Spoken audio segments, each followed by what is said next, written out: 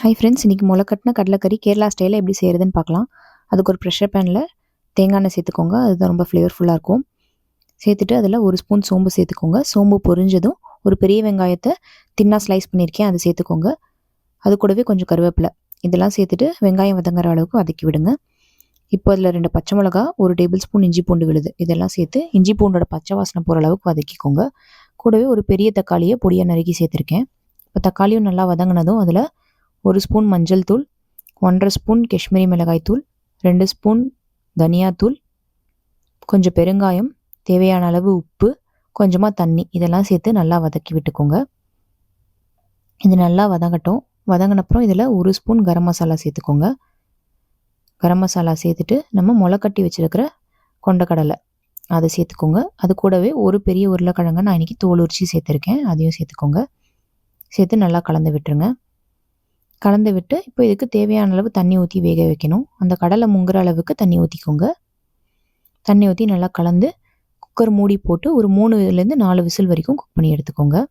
இது வந்து 1 pot recipe, ரொம்ப ஈஸியாக இருக்கும். இதில் முளைக்கட்டில பயிர் சேர்த்துருக்கிறதுனால இது வந்து ப்ரோட்டீன் ரிச் ரெசிபி. கண்டிப்பாக ட்ரை பண்ணி பாருங்கள், ரொம்ப ஹெல்த்தியானது. இதுக்கு ஒரு கோகோனட் பேஸ்ட் அரைக்கணும். அதுக்கு ஒரு பேனில் கொஞ்சமாக எண்ணெய் சேர்த்துக்கோங்க. சேர்த்து 1 ஸ்பூன் சோம்பு, ஒரு 4-5 சின்ன வெங்காயத்தை நறுக்கி சேர்த்துருக்கேன். சின்ன வெங்காயம் நல்லா வதங்கின அப்புறம் அதில் ஒரு 1/2 கப் துருவின தேங்காய் சேர்த்துக்கோங்க. அதுவும் நல்லா வதங்கட்டும். தேங்காயோட கலர் சேஞ்ச் ஆகிற வரைக்கும் அதை ஃப்ரை பண்ணி எடுத்துக்கோங்க. இது நல்லா ஆறுன அப்புறம் இதை வந்து ஒரு ஃபைன் பேஸ்ட்டாக அரைச்சி எடுத்துக்கோங்க. இப்போ குக்கர் வந்து ப்ரெஷர் அடங்கிடுச்சு. ஓப்பன் பண்ணி கடலை வந்து வெந்திருக்கான்னு பார்க்கலாம். ஒரு ஃபோர்க் எடுத்து ப்ரெஸ் பண்ணி பார்த்தீங்கன்னா தெரியும். இப்போ பாருங்கள், கடலை வந்து நல்லா வெந்திருக்கு. இந்த அளவுக்கு வெந்திருக்கணும். இப்போ இதில் நம்ம அரைச்ச தேங்காயோட பேஸ்ட்டு போட்டுருங்க. கூடவே தேவையான அளவு தண்ணியும் ஊற்றி ஒரு 5 நிமிஷம் நல்லா கொதிக்கட்டும். ஸோ ஃப்ளேவர்ஸ்லாம் நல்லா சேர்ந்து வரும். இப்போ நல்லா கொதித்ததும் இதில் கொத்தமல்லி போட்டு கார்னிஷ் பண்ணிக்கோங்க. அவ்வளோதான், நம்மளோட கடலைக்கறி ரெடி.